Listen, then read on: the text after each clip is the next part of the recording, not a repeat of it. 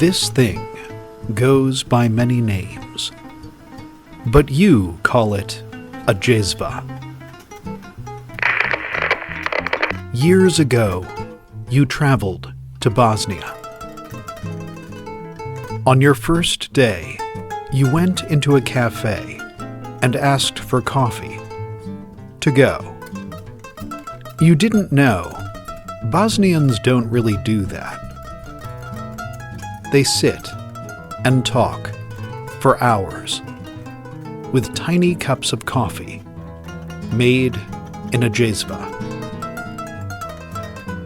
A friend in Sarajevo joked that coffee won the war.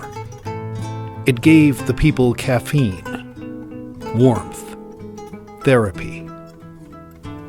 You bought your first jezva from a merchant in the old market. His name was Mohammed. He was one of the kindest and wisest people you ever met. You lost that one. You can't believe you lost it. Something that meant so much to you. You have no idea where it could have gone. Years later, you found this one on the island of Rhodes. In Greek, they call it a nebriki. You almost never actually use it. You don't even have a real kettle. But you're so glad it's here, in your pantry.